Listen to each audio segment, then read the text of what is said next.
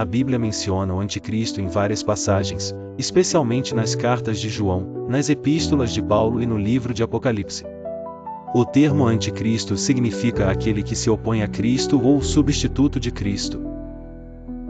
A Bíblia descreve tanto o espírito do anticristo, que já está no mundo, quanto uma figura futura. Principais passagens bíblicas sobre o anticristo, como em 1 João 2, versos 18 a 22, João adverte que muitos anticristos têm surgido e identifica o anticristo como aquele que nega Jesus como o Cristo. Em 2 João capítulo 1, verso 7, afirma que muitos enganadores, que não confessam que Jesus veio em carne, são o espírito do anticristo. 2 Tessalonicenses 2, 3 a 12, Paulo fala do homem do pecado ou filho da perdição, que se oporá a Deus e enganará muitos com sinais e prodígios falsos antes da volta de Cristo. Apocalipse 13, descreve a besta que emerge da terra e do mar, figuras ligadas ao poder do anticristo e ao falso profeta.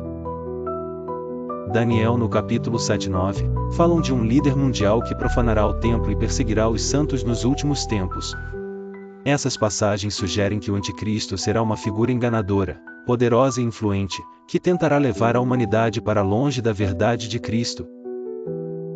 Ao longo da história da Igreja, muitos pregadores e teólogos falaram sobre o anticristo, alertando a humanidade sobre os sinais de sua chegada. Agostinho de Hipona ensinava que o anticristo seria um governante poderoso.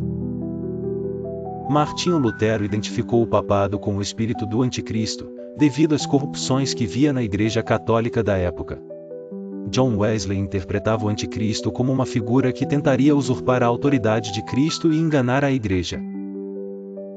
Charles Spurgeon alertava sobre falsos mestres e como o espírito do anticristo já estava ativo, preparando o terreno para o cumprimento profético. Todos enfatizavam a necessidade de vigilância e firmeza na fé para resistir às mentiras do inimigo. A cruz de Cristo é a resposta definitiva ao poder do anticristo e de Satanás. Jesus conquistou a vitória para a humanidade ao se sacrificar por nossos pecados e ressuscitar ao terceiro dia. João 3:16 diz, porque Deus amou o mundo de tal maneira que deu o seu Filho unigênito, para que todo aquele que nele crê não pereça, mas tenha a vida eterna. Colossenses 2:15 diz, e, despojando os principados e potestades, os expôs publicamente ao desprezo, triunfando sobre eles na cruz. Em Romanos 8, verso 1, Paulo afirma: agora, pois, nenhuma condenação há para os que estão em Cristo Jesus. A cruz não apenas anulou a condenação eterna, mas também garantiu que aqueles que creem em Jesus possam escapar do engano do anticristo e do juízo vindouro. A salvação em Cristo é um chamado aberto a todos que desejam escapar da perdição eterna e serem libertos do poder do pecado e da morte. Atos 4, verso 12 diz: e em nenhum outro há salvação, porque também debaixo do céu nenhum outro nome há.